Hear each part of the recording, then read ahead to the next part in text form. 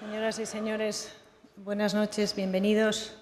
Es un absoluto placer y un honor para mí presentarles al conferenciante de esta tarde, Brian Schmidt, que va a cerrar la segunda edición del ciclo de conferencias que organizamos aquí, La ciencia del cosmos, la ciencia en el cosmos.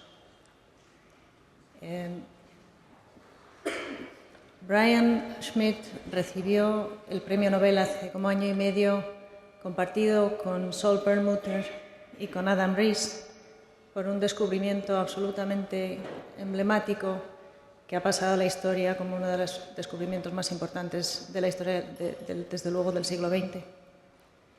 Y es el descubrimiento de que el universo no solo se expande, sino que se expande cada vez más deprisa. Yo he tenido la grandísima suerte de que en el momento en que aparecieron, se publicaron estos artículos, yo era ya físico practicante y pude vivir de primera mano lo que supuso ese descubrimiento. Y es realmente difícil explicar, realmente hubo un antes y un después en ese momento. La ciencia procede, no sé cómo decir, es una especie de rompecabezas, que uno está con unas piezas por aquí y por allá. Y tienes un grupo de 7 piezas por aquí, y tienes 4 piezas por allá y una especie de cosa en medio que ves bastante bien, y otro trozo que no sabes dónde va y no acaba de encajar. Y algunas veces hay un momento en que alguien viene y dice, no, es que esta pieza que habías puesto aquí, es que no es aquí, es que esto es aquí. Y esto va aquí, y esto va allí, y lo otro, y esto que no sabías dónde iba es aquí mismo. Y de repente lo ves. Esa sensación es lo más cercano que yo puedo describir a lo que supuso el descubrimiento de la aceleración del universo. De repente era posible conectar todo lo que sabíamos del universo primitivo a través del fondo cósmico de radiación con lo que se estaba midiendo en el universo actual, con unos telescopios y unos que él nos va a explicar.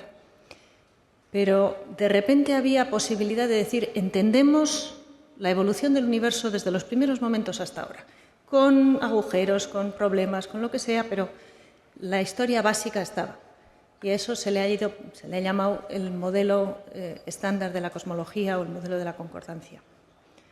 Muchas razones por las que este descubrimiento fue especial, y otra de las razones que a mí me parece digna de mención es que eran 2 equipos, el equipo de Saul Perlmutter, que era un científico establecido, y el equipo que lideraba Brian Schmidt, que más o menos lo montó como un año después de acabar la tesis doctoral.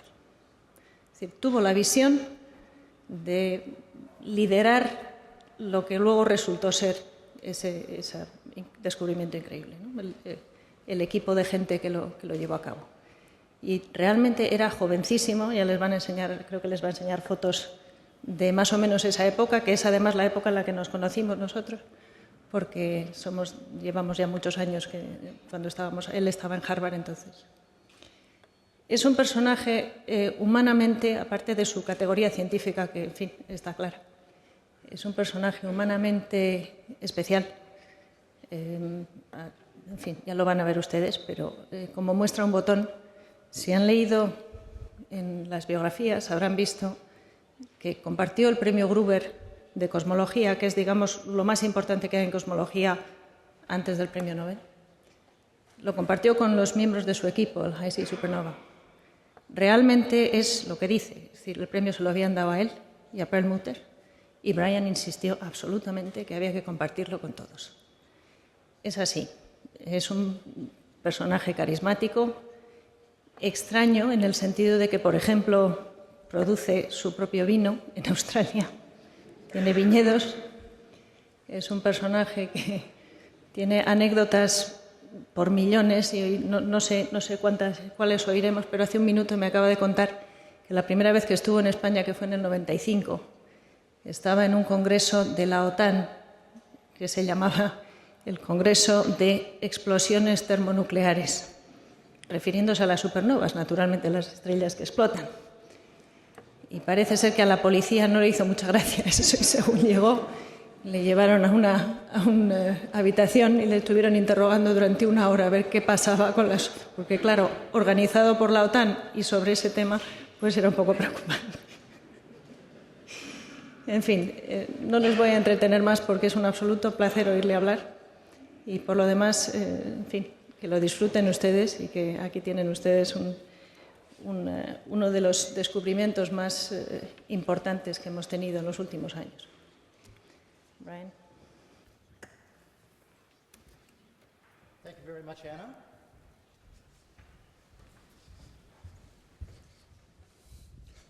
Welcome, everyone. It is a great pleasure to be here back in Spain again. So today I'm going to tell you about my work on the accelerating universe.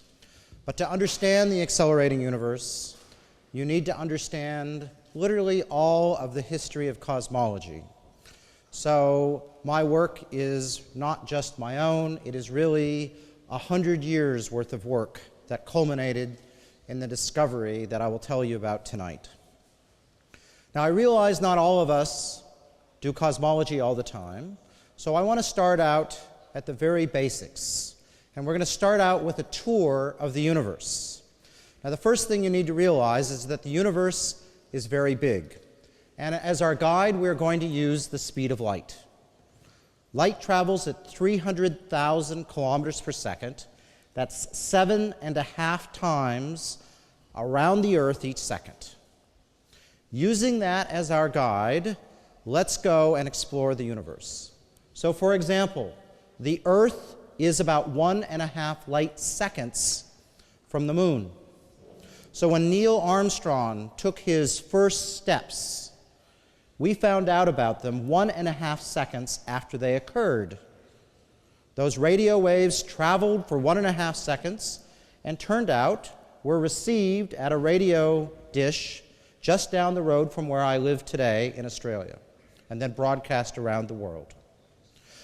You may not realize it, but the sun is much bigger than the Earth-Moon system. It's about 5 light seconds across. The reason it appears the same size as the moon is because it's so far away, about 8 light minutes in distance. If we go out into the southern sky, you can see the nearest stellar system to our own, Alpha Centauri. Alpha Centauri, 4.3 light years in distance. To put that in perspective, Alpha Centauri is a star very similar in size to our own sun. It's actually a binary system with a third star added on, but both stars are roughly the size of our sun. So if you want to make a scale model, imagine I am standing here with a basketball in my hand, and that basketball is Alpha Centauri. The sun is about the same size, so it's another basketball. Think in your mind where the other basketball would be if I'm here with one of the basketballs. If you think in Australia, where I came from, you'd be right. With all of the distance between us representing the emptiness of space between us and the nearest of stars. So space is very big, and it's particularly remarkable when you think that our sun is located in one of the most exciting places in the universe, a galaxy, the Milky Way. We're about 30,000 light years out from the center of the Milky Way. The Milky Way contains 100 billion stars like our own sun. Each a little tiny basketball separated by tens of thousands of kilometers.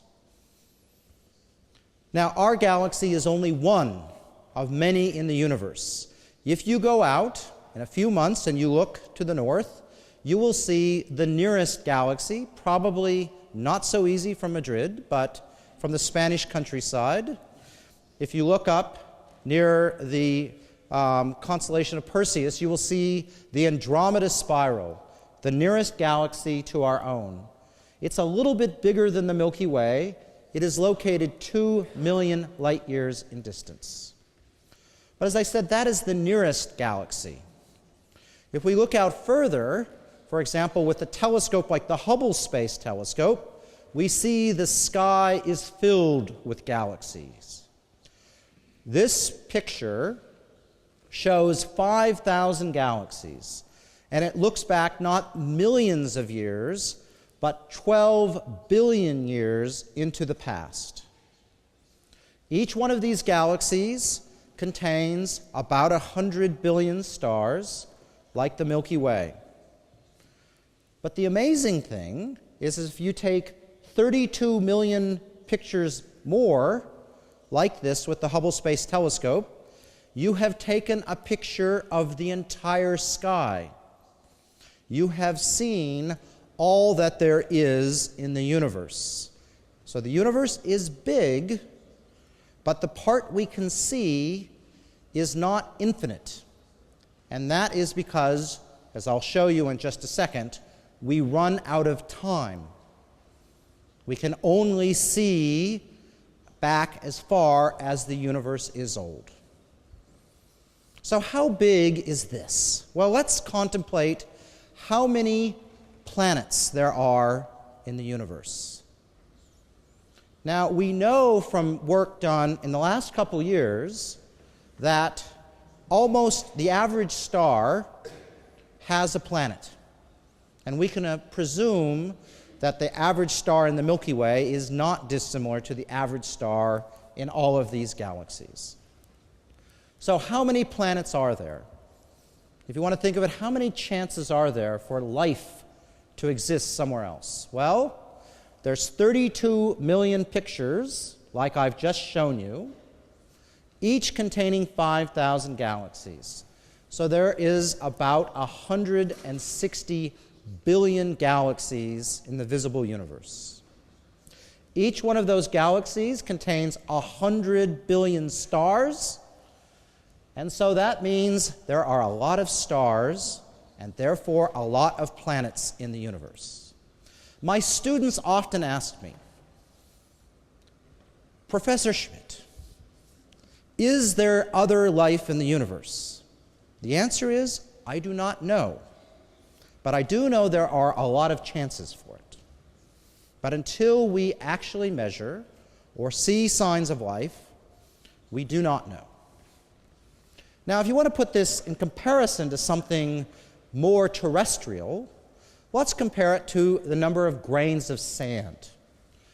Now, people have tried to estimate how many grains of sand there are in the universe, on Earth, and it turns out we actually understand how many planets there are in the universe better than how many grains of sand there are on Earth.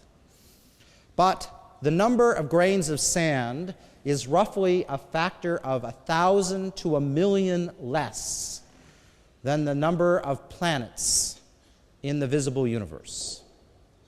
So the universe is big. So as I told you, the reason we can't see an infinite universe, or at least one of the reasons, is because the universe is not infinitely old. If we look back 13.8 billion years, we see the most distant thing we can see in the universe, which is known as the cosmic microwave background. This is a snapshot of the universe when it was hot like the sun and glowing like the sun. We see here sound waves rippling across the universe that were left over from the Big Bang that happened 380,000 years before that picture was taken.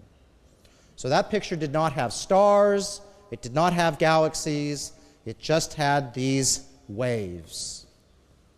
All right, so now let's go through historically how we started to learn about the universe we live in. So going to the histories of cosmology, we can go back to the time when we were first able to use telescopes to study the universe. And when we did this, we looked at stars, and we spread their light out into the colors of the rainbow, what we call a spectrum. And when you do that, you will notice that every element has a fingerprint of color that it emits or absorbs light. So, for example, helium was discovered by its fingerprint in the sun before it was discovered on Earth. That's why helium is called helium, after Helios, the Greek word. It had that unique fingerprint which was later found on Earth. So we can do amazing things in astronomy. We can tell you how much uranium there is on the surface of the sun, despite it being 8 light minutes in distance, or 150 million kilometers. We can also do something else, which is we can look at galaxies with the telescopes. In 1916, a man named Vesto Melvin Slipher, who most of you do not know, but is and should be a hero of cosmology, went through and looked at galaxies. His main job was to look at the canals on Mars for his benefactor. But this is what he was really famous for. When he did this, he realized that galaxies looked like they were made out of the same stuff as stars, which made him believe that galaxies were actually made of stars. But he noticed a difference. The light of the galaxies was stretched redward compared to stars. Now, he knew of something known as the Doppler Shift.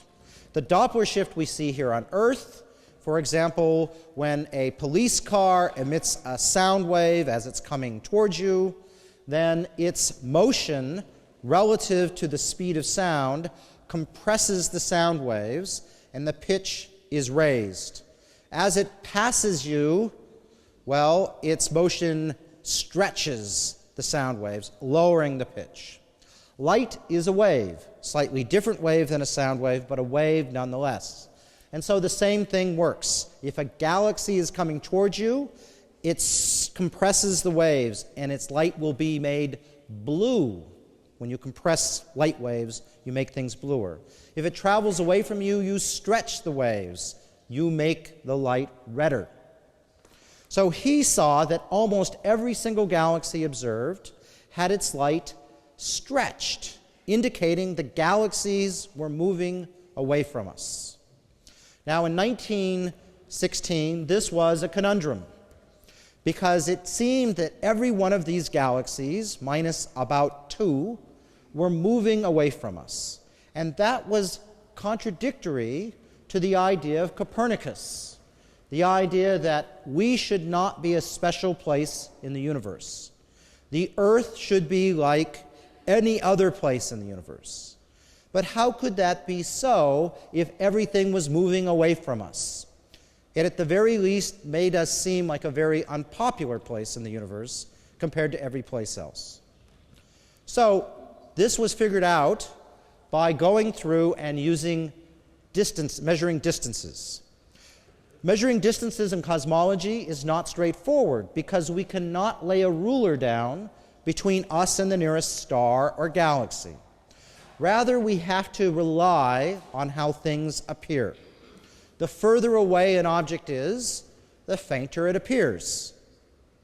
So, Hubble, who had access to the largest telescope in the world, in 1929 went through and looked at how bright stars appeared in Vesto Slipher's galaxies.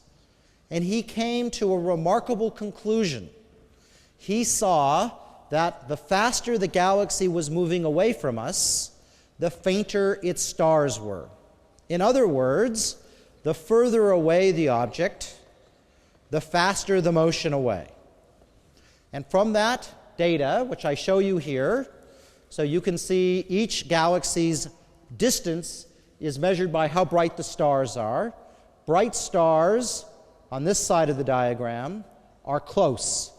Faint stars far away.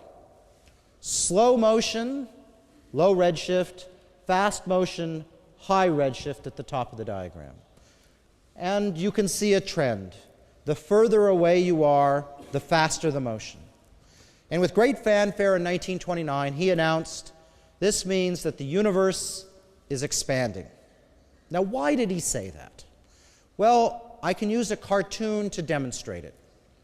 Imagine I have a universe, which thanks to the wonders of my computer, I can magically expand.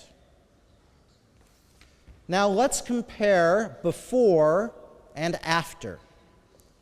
If I compare before and after, you can see that the nearby objects, as I've expanded the universe, have moved a little bit.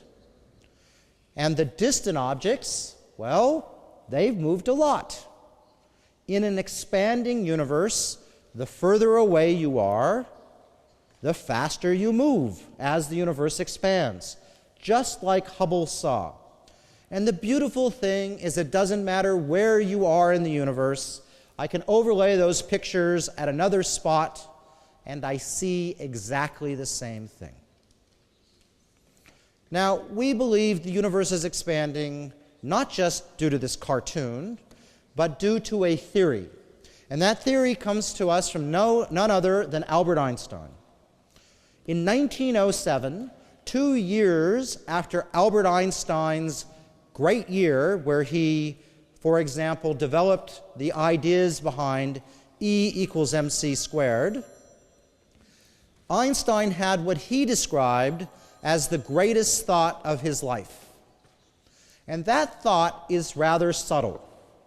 The thought was that acceleration due to moving quicker and acceleration due to gravity were identical. They were indistinguishable.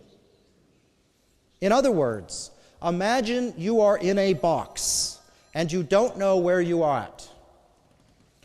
You cannot tell if you are on the surface of Earth being accelerated by 9.8 meters per second squared, or if you happen to be on a rocket ship being accelerated by 9.8 meters per second squared. Einstein's idea said it was impossible to distinguish those two things. A simple thought that took Einstein 8.5 years to solve. And his solution turned out to indicate that the universe is curved, that space itself is curved.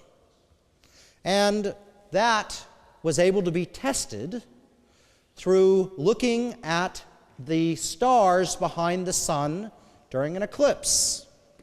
Here are the images taken in 1919, organized by Sir Alfred Eddington, a theorist, and he, using this data, to great fanfare, proclaimed that Newton's laws of gravity did not predict what he saw in this eclipse. Rather, Einstein's did. Now, Einstein, before this day, was well known in physics circles, but after this day, he became a hero the world over because he developed a theory from thought itself. He did it not based on a problem with what we had observed in the universe. He did it from that simple thought of acceleration must be the same if it's gravity or motion. So Einstein immediately went about doing things with his new theory that Newton could not do with his theory. And one of those was to go through and to solve what we call cosmology. Imagine you have a universe that goes without end. Newton could not solve that problem with his version of gravity. And Newton nearly drove himself crazy trying to figure out that problem. When Einstein solved the problem, he had a surprise. His surprise is that the universe should be in motion.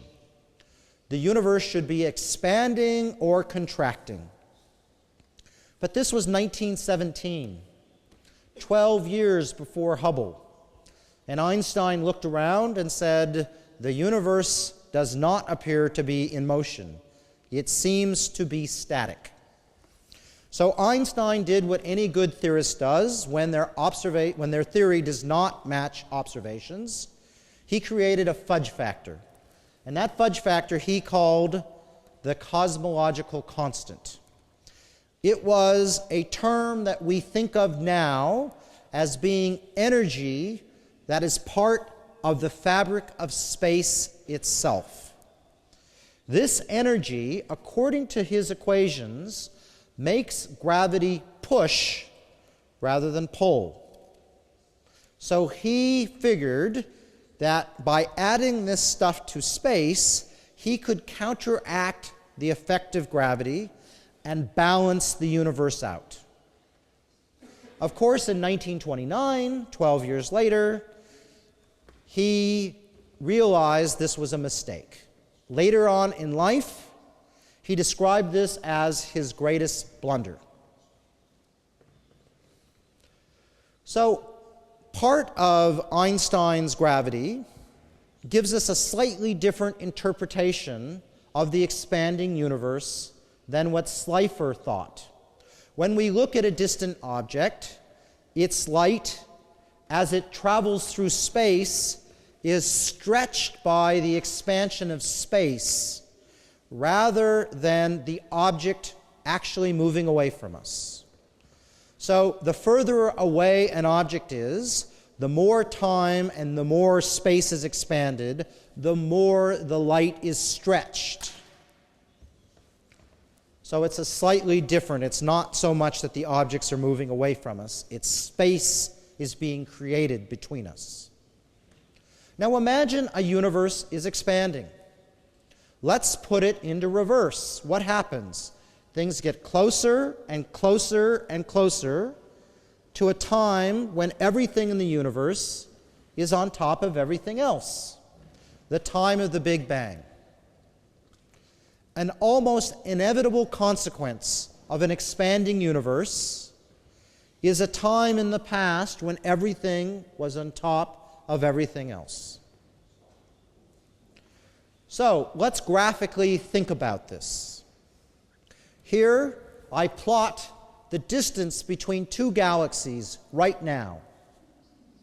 I'm going to now run the universe in reverse. Here's a dotted line showing the universe running in reverse. That dotted line, the steepness of it, is how fast the universe is expanding now. We call that Hubble's constant. And you can see as you run the universe back, there is a time when the objects are on top of each other.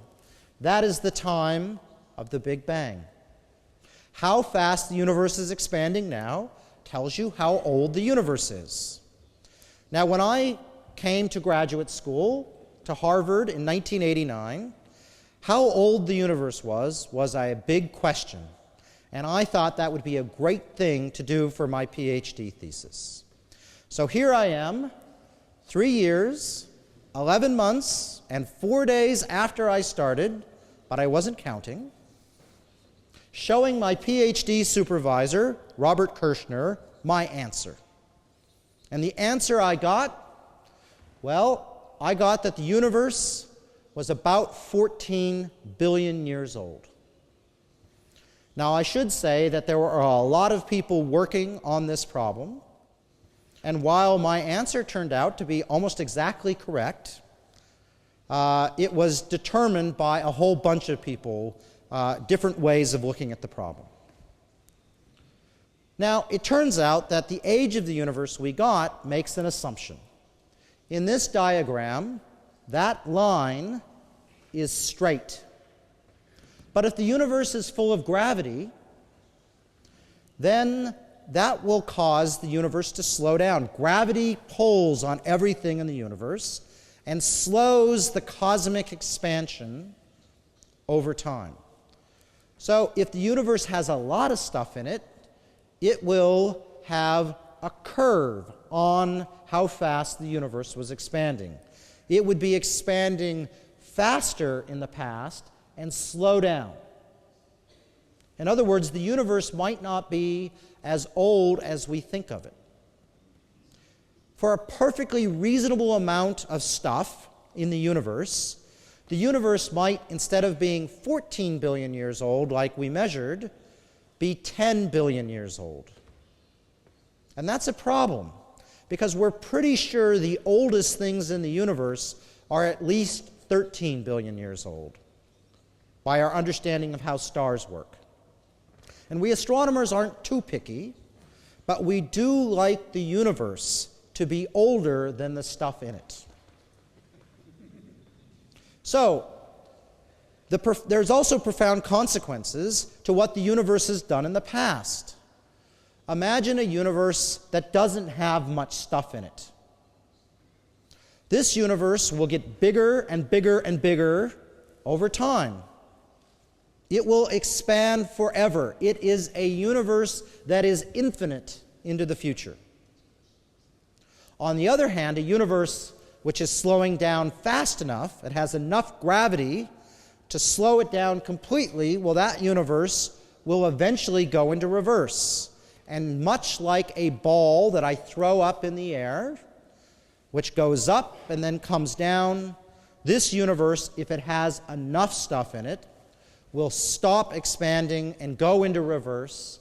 And whereas both these universes begin with a Big Bang, the second universe ends with a Gnab Gib. That's the Big Bang backwards. All right, so as a review, the slowing down of the universe tells us how old the universe is. It tells us the ultimate fate of the universe. And it turns out it tells us the shape and weight of the universe. Remembering that Einstein's gravity says space can be curved.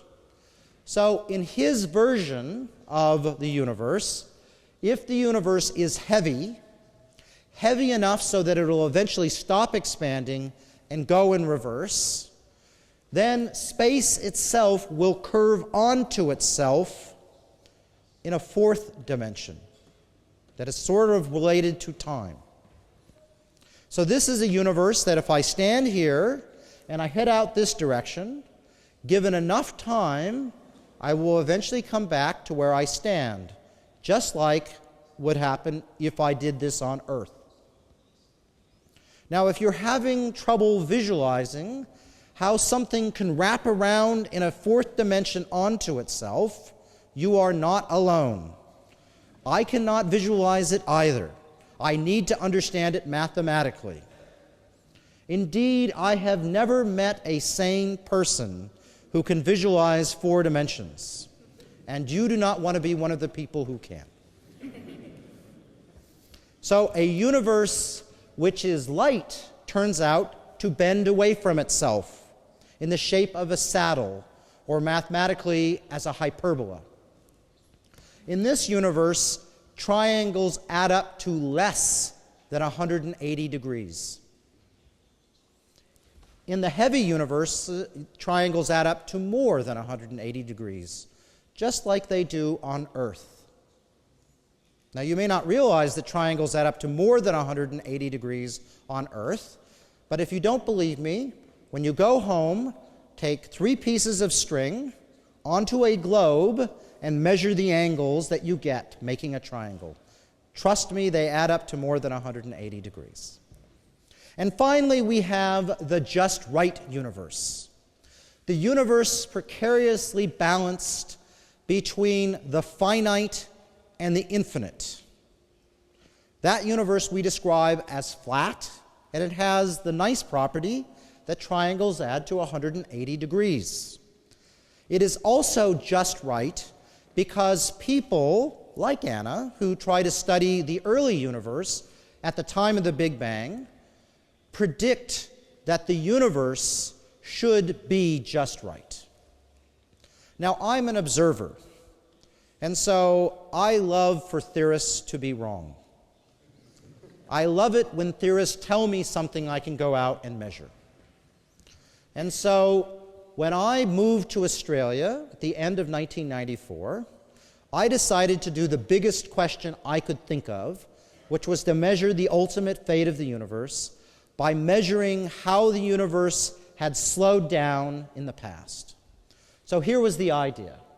Imagine, instead of measuring the Hubble constant now, I instead measured galaxies whose light took billions of years to reach us because they were so far away. Then I could measure how fast the universe was expanding in the past and compare it to the present. So imagine that the universe wasn't changing, it was empty. Then the universe would be expanding at the same rate in the past as it is now. And it would follow that line of no change. On the other hand, if the universe was slowing down because it had so much stuff in it that it was eventually going to end, it would follow a trajectory of which on this side would mean that gravity wins and the universe is finite. On the other side, gravity loses and the universe is infinite. It goes on forever. All that I have to do is to repeat my experiment into the past. And I could do that thanks to new technology and new ideas.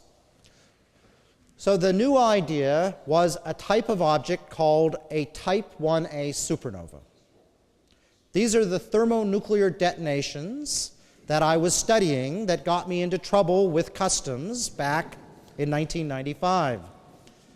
The worst title ever for a conference.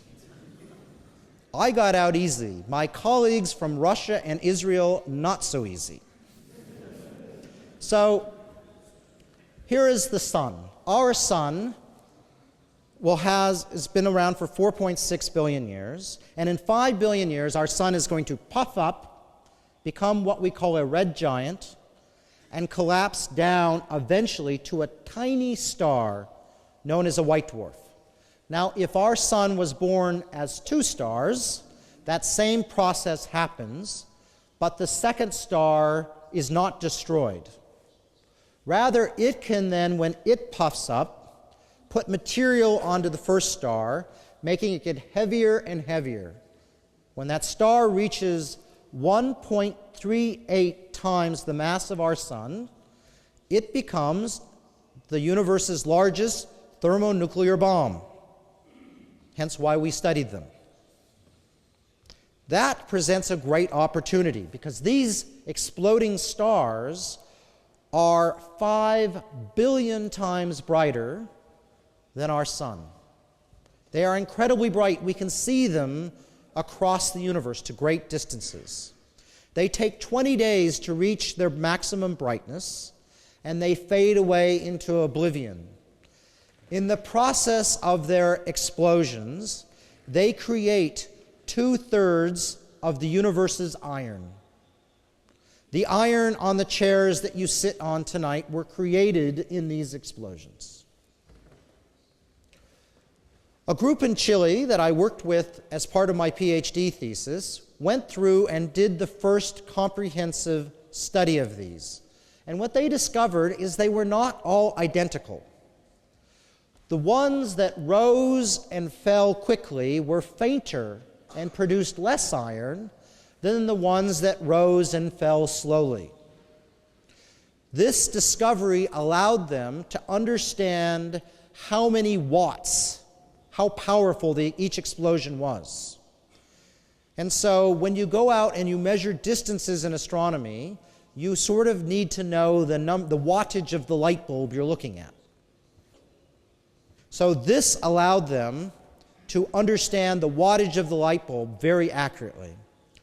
In 1994, Mario Hamui, one of my friends from Chile, showed us their first results using this new technique. And I was astonished when I saw it. This is the diagram he showed me. This is his version of Hubble's diagram.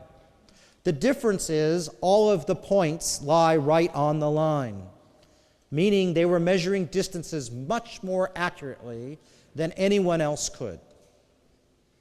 I discussed with them as they worked on this, and I said, we need to go out and use the new technology that's coming to go and measure the Hubble constant back into time. And at that point, we started a big project together. And the reason we could do that was because of technology. So it was this idea of supernovae being able to measure distances, and technology in the form of new 10-meter size telescopes. These are the Keck telescopes, which came online for the first time in 1994. and probably even more importantly, the new digital detectors. In 1994, astronomers got access to their first 4-megapixel digital detectors. Now, you looking around today will say, but my iPhone has an 8-megapixel camera in it. Well, it didn't in 1994. Astronomers are the ones who brought digital detectors out of the military and used them. The cameras that we all use today have a heritage of the astronomers' work back 25 years ago.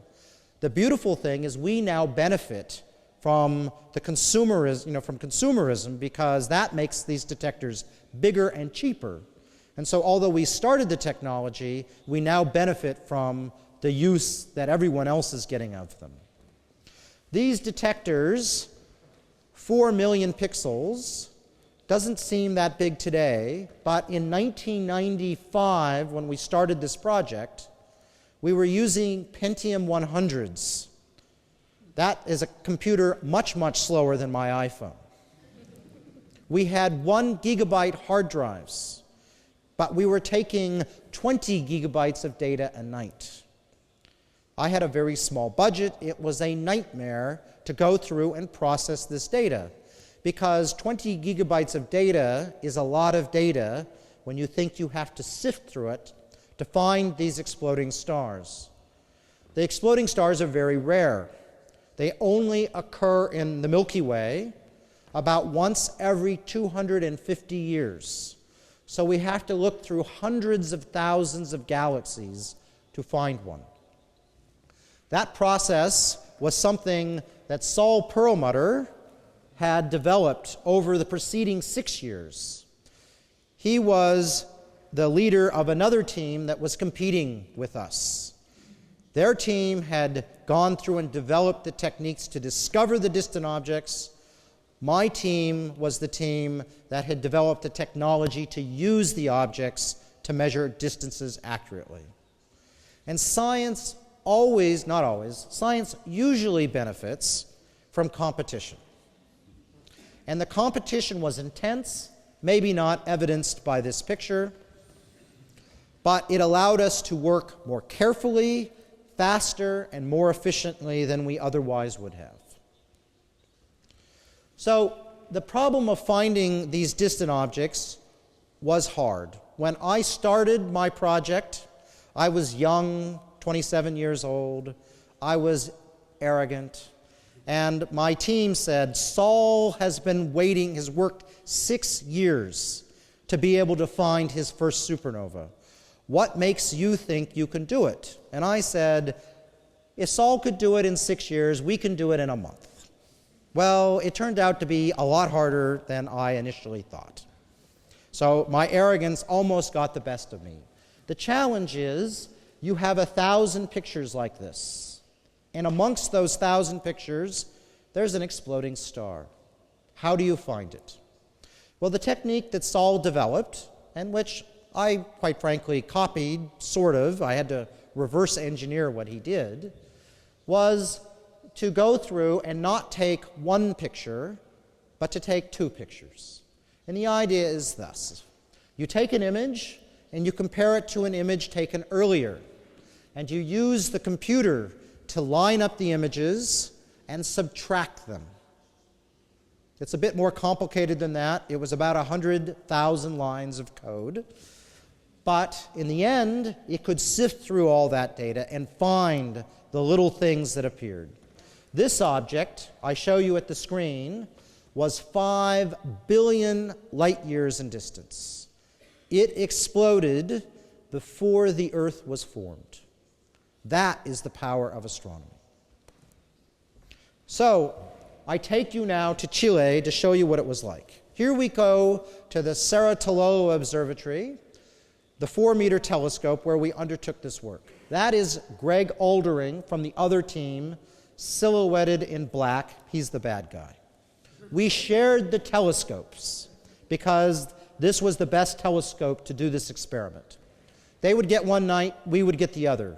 We got 6 nights a year. So we had to make sure every second counted. Here we have the team taking data. The data is processed by my computer software, and my computer software is okay, but not perfect. It finds supernovae, but it also finds asteroids and comets and all sorts of junk that has nothing to do with an astronomical object. So we have a sweatshop of people sifting through the data.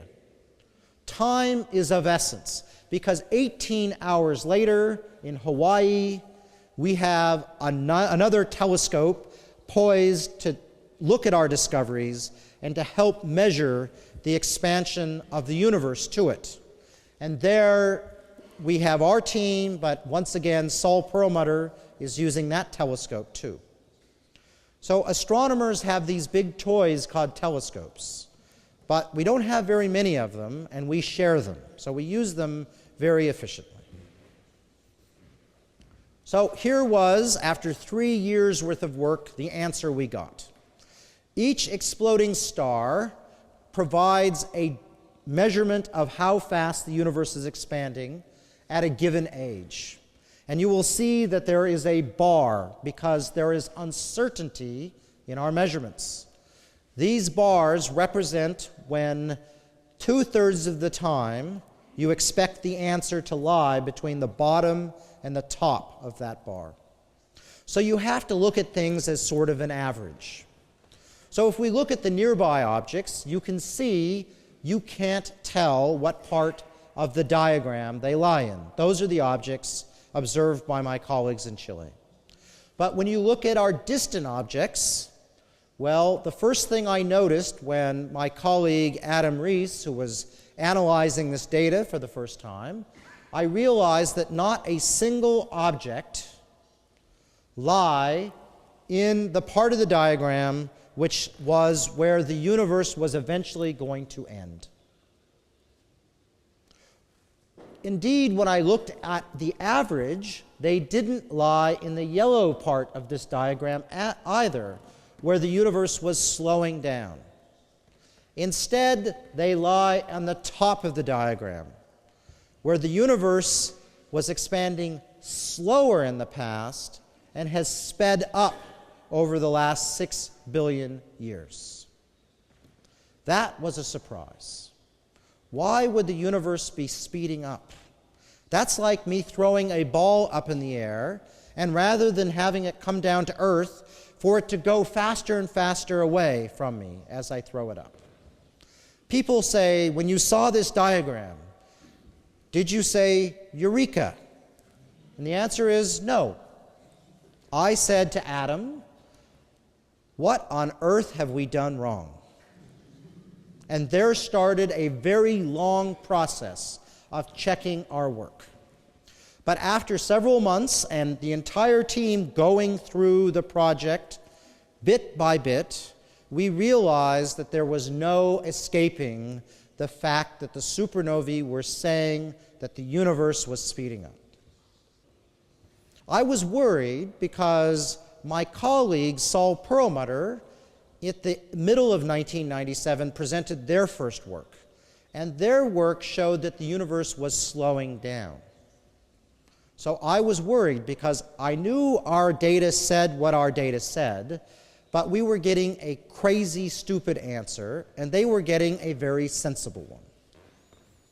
So we decided we needed to, the facts were the facts, and we needed to present this, and I figured we would be massacred by our colleagues who tend to be cynical. It would be a nice way to describe them. So it was to my great surprise that I found out a few weeks later that Saul Perlmutter, at the same time, and his group were scratching their heads because their second set of data showed that the universe was speeding up, just like our data said. And they didn't know about our results, and we didn't know about theirs. And we both independently, in 1998, came up with 2 papers that said that the universe was accelerating. These are the papers that led to the Nobel Prize in Physics being awarded to the 2 teams in 2011. And here we are, our team, the High-Redshift Supernova team, together for the first and only time in Stockholm as a team. We all knew each other. We had all worked with each other, but never had we all been at the same place at the same time. That is the power of the internet. This is a program we could not have done in the past without the internet. And it wasn't just us there celebrating in Stockholm. Saul's team was there as well. And so together we had a chance to really, celebrate what was like to work together as a team. Now, when you win your Nobel Prize, I want to tell you what it's like, just so you're prepared. I wish someone would have done this for me. When you arrive in Stockholm, they tell everyone in the airplane to remain seated. And will Professor Schmidt and his family please come to the front? They don't have you go through normal customs hall. You go down the stairs where you're met by this gentleman, Stig, our driver. So he drove us around, and eventually we got to meet the king. So the King Gustav. The Swedes were fascinated. They said, what does the king say to you? In my case, he said, congratulations for the Nobel Prize in Physics, and thank you for the bottle of wine, because I had the embassy in advance send a bottle of my wine to him, which he told me he really enjoyed. I suggested it needed another 5 years, but anyway. And finally, the Swedes are very kind. In my case, they gave me their princess, who I got to escort for the dinner, and she is a great conversationalist. She really is. She was wonderful. So, what did we win the Nobel Prize for? Well, we won it for the universal expansion. But the big question is, then what is pushing on the universe? Well, our best bet comes from Einstein. His blunder, his great mistake, appears to be our great discovery. If the fabric of space has energy, it will push on the rest of space and cause the universe to speed up. In our papers, when we analyzed the data, we needed the universe to have this stuff, dark energy, be about 70% of the universe. 30% of the universe still had to make gravity pull. The only way we could explain our observations was with this 30%, 70% mix of the universe. Now, I told you my colleagues are skeptical, as they should be. I was skeptical of this. I wasn't sure. I knew what my data said, but it was very hard to believe. I figured there must be something that we're missing. So other experiments were done. One of the first experiments was done in Australia, where they went out and they mapped galaxies. Now, if you see this map of galaxies, you will see that galaxies form a foamy structure. And that foam is caused by gravity. And by looking at the shape of the foam, you can very accurately measure how much gravity there is in the universe pulling things together. So from this map of galaxies, they were able to weigh the universe very accurately. And when they weighed the universe, they found out that the amount of stuff pulling in the universe was 30% of the amount to make the universe just right, flat. Now that's a funny way to measure the universe, but it is the way we as astronomers measure the universe. We measure how close we get to making the universe become flat. That is our way. So it turns out 30%, the amount of stuff in the universe got us 30% of the way there to make the universe flat. But there was a problem, and a problem that had been known for quite a while before this measurement, is that was about 5 times more gravity than there are atoms that we can account for in the universe. And so that brings up another nasty word in astronomy known as dark matter. This is the stuff that seems to be pulling on the universe, but that we cannot see. So what is dark matter? Well, we don't know, but we have a good guess. we think dark matter is probably an undiscovered particle. A particle that is similar to, for example, the neutrino, which we do know exists. And neutrinos have this remarkable property that they interact with almost nothing. If I could release a neutrino and throw it to the floor, which I can't, but if I could, that neutrino would more than likely go right through the Earth. That's how much they don't like to interact with other material. Dark matter might be a similar type of material or similar type of particle that doesn't interact with anything. Now, the only way we can see things in the universe is by their interaction. And so imagine you have this particle that light doesn't interact with, that atoms don't interact with. Then everything just passes right through it, and it passes right through everything else. It's effectively invisible except for its gravitational pull. Sounds crazy? Well, the universe can be crazy.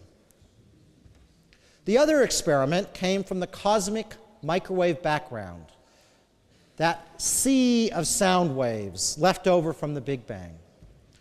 It turns out the physical situation in the early universe can be recreated here on Earth in the laboratory. And we know very accurately what the speed of sound is in the universe. And it turns out that if you go through and use your understanding of physics, we know that the sound can travel about 450,000 light years in the age of the universe at this time, which is 380,000 years old. That means that the largest sound waves in this picture will be 450,000 light years long. And remember, how big something appears depends on how far away it is. But it turns out it's more complicated than that, and that complication makes life good for us. It turns out that the shape of space also makes things appear larger or smaller. That is, depending on whether or not space is flat or curved, things appear different size, just like a mirror which is curved on your car makes things appear smaller. In the same way, if the universe is curved onto itself, then objects actually appear larger than if the space is flat. So we can go through and look at those sound waves, and we can see that if the universe is open and curved away from itself, the sound waves appear smaller. If it is closed onto itself, it appears larger, and if it's just right, it's somewhere in between. This is one of the most precise measurements we can make in astronomy. We can measure the geometry of space to better than 1%, and it turns out to be just right. Now remember that the shape of space is dictated by how much stuff is in the universe.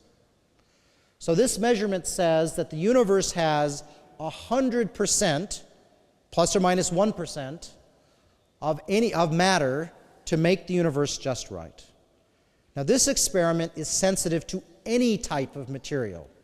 Stuff that makes gravity push or pull both contribute to the geometry of space.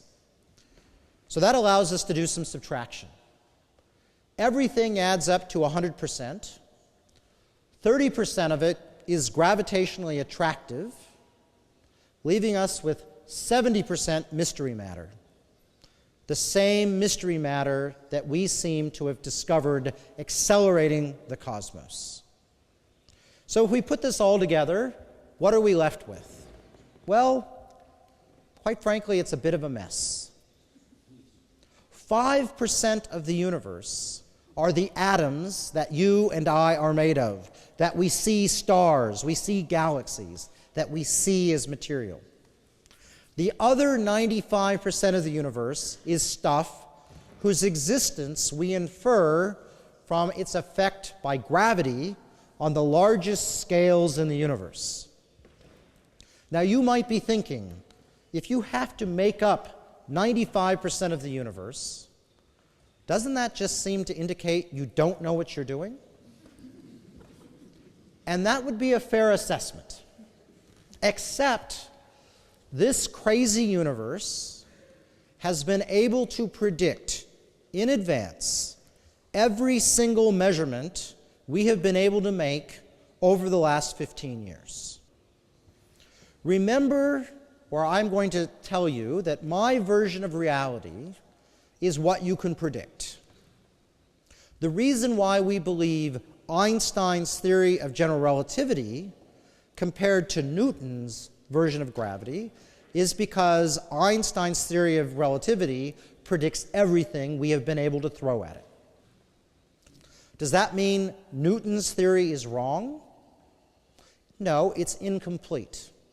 But when I teach my first-year physics students how a ball travels when I throw it, I promise you we do not use general relativity to solve that problem. We use Newton's laws because they're more or less correct, and they are still the truth, albeit in a limited framework. Do I think this model is absolutely correct? No. I might be wrong, but my guess is there is a better explanation laying out there.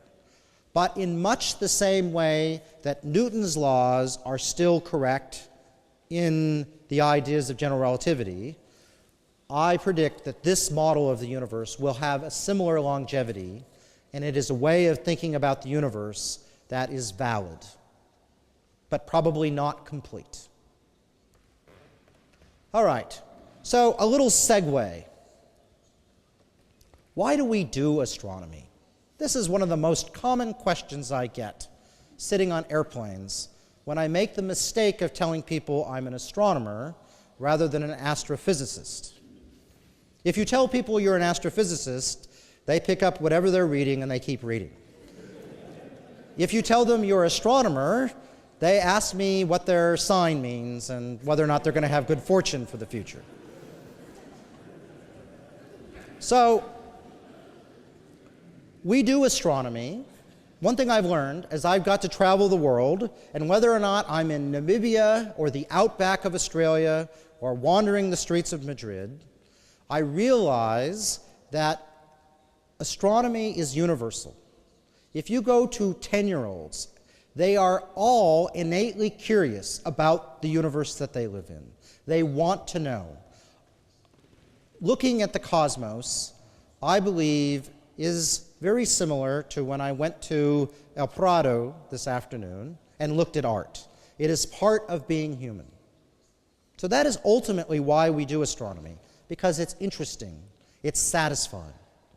But why do we spend so much money doing it? And the reason we do is ultimately because it's valuable. Now that may not be obvious to you, but I'm going to give you two examples that come out in the last 25 years from the area I work on. And these come from this person, who is the inventor of the World Wide Web, working at CERN, helping us to understand how particles like the Higgs boson, whether or not they exist. And here is the first web page dreamt out of this big program called CERN. CERN cost $8 billion. The World Wide Web is a $1 trillion industry.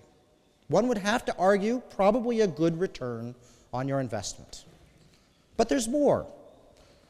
Here is my colleague, John O'Sullivan, an Australian radio astronomer who spent his time looking for Stephen Hawking's evaporating black holes.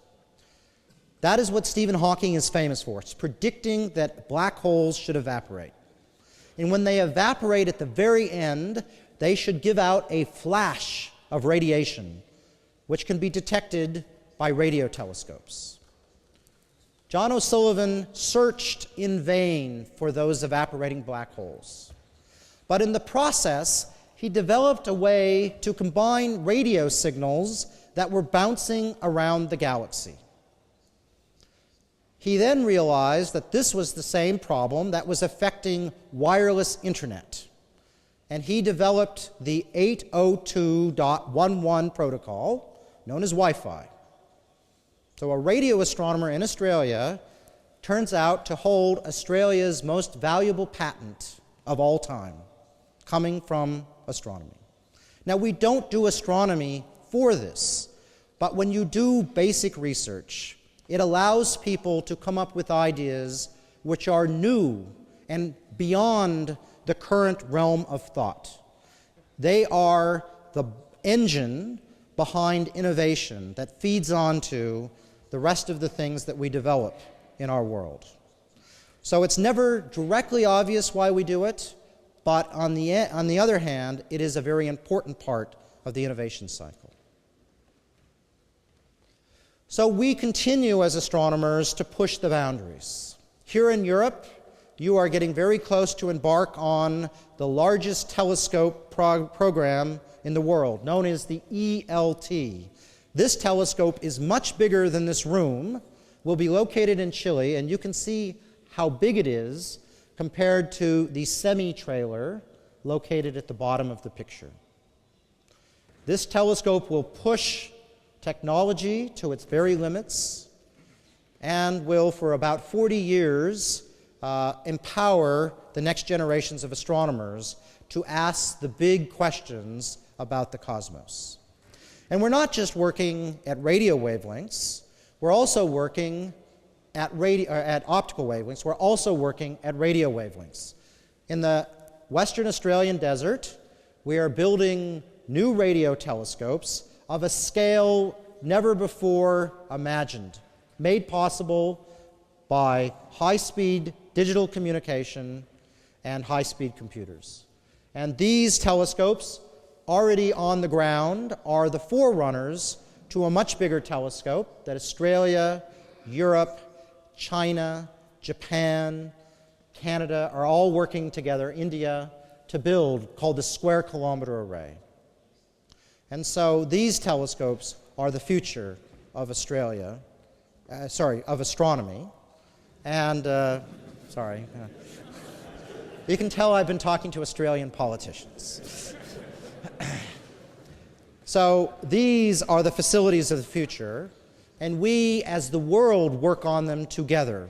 Astronomy is beautiful that way because it is pursuit of knowledge, and there is a pursuit which we do best by joining the forces of all economies together to work for this common purpose. And yet, these telescopes, I predict, will provide interesting inventions for industries the world over. It will certainly provide a set of tens of thousands of talented people who have learned to solve problems in a way that is very hard to train otherwise. So what's the future of the universe? Well, you can think of the universe as being a battle between dark matter. Dark matter has the property that as space gets bigger, the dark matter doesn't change, and so its density drops over time as space expands. Dark energy, on the other hand, is tied to space itself. As space gets bigger, this stuff is created along with the expanding space. Dark matter pulls, dark energy pushes. So we have a battle for domination of the universe. Dark energy versus dark matter. The Worldwide Wrestling Federation. Well, unfortunately, it looks like you can go through, before I get ahead of myself, we can go through and look at this domination by looking even further into the past. And this is work my colleague Adam Rees did with the Hubble Space Telescope. He was able to look at objects 9 and 10 billion years into the past, at a time when the universe was 15 times smaller than it is now, at a time when dark matter, which instead of being 30% of the universe, should have been 90% of the universe, and winning the battle of the universe. And here is his data.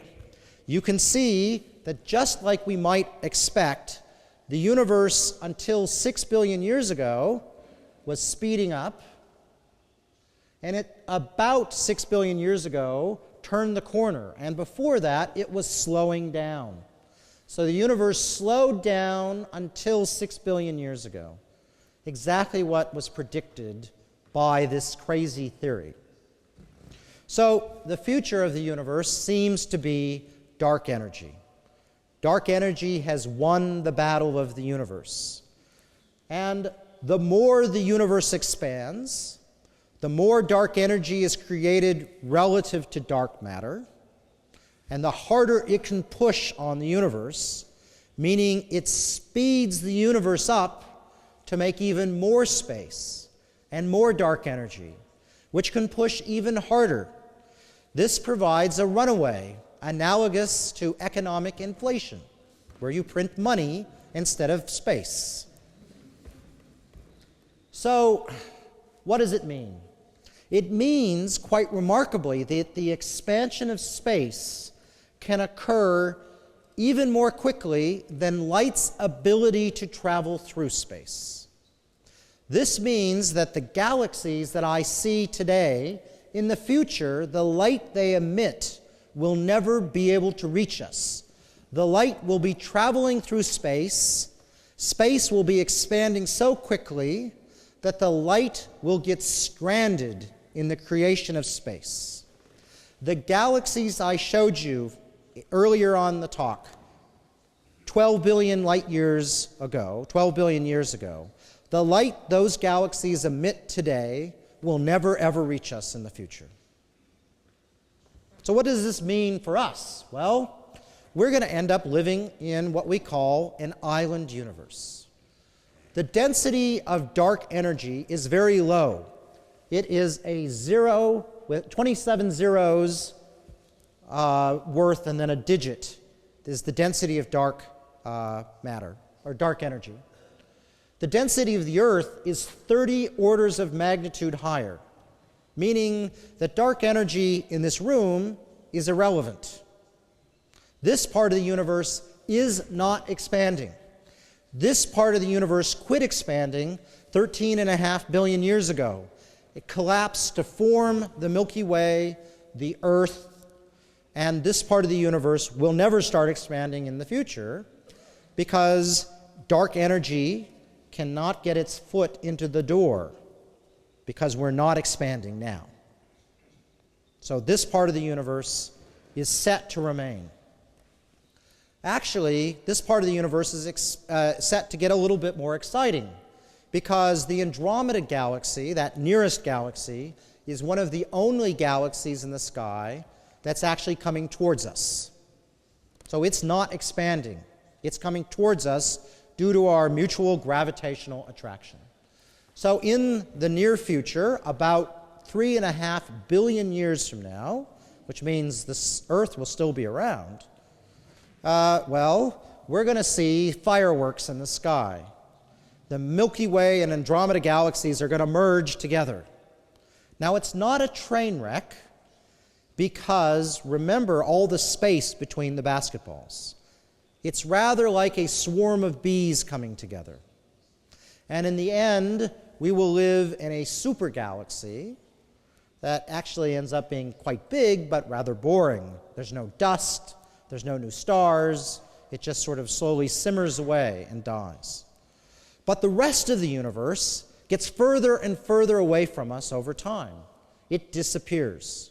We will look out into the future onto a galaxy of stars, to our own galaxy of stars, but the rest of space, 100 billion years from now, will be completely empty. Our ability to do cosmology, like I do now, will end. We will not know what is going on.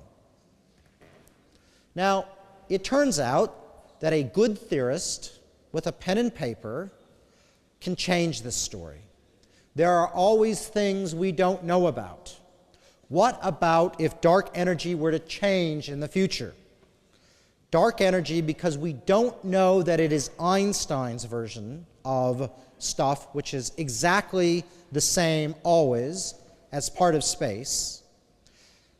A theorist could make it become attractive in the future, stop the expansion, and put it into reverse. Although that would be a very funny thing to happen from now on. That would be sort of like me saying that Anna will disappear suddenly in front of the eyes. She could also write that down. She is a theorist. She could make herself disappear. I hope she doesn't, though. So we don't really know what is for sure going to happen because we don't understand dark energy. And until we do understand dark energy, this mystery will remain. But unless something remarkable happens, that is, if for some reason dark energy disappears, well, then all bets are off. But as things are happening now, the universe will continue to expand faster and faster and eventually fade away to oblivion, leaving cosmologists like myself unemployed in the future. Thank you very much.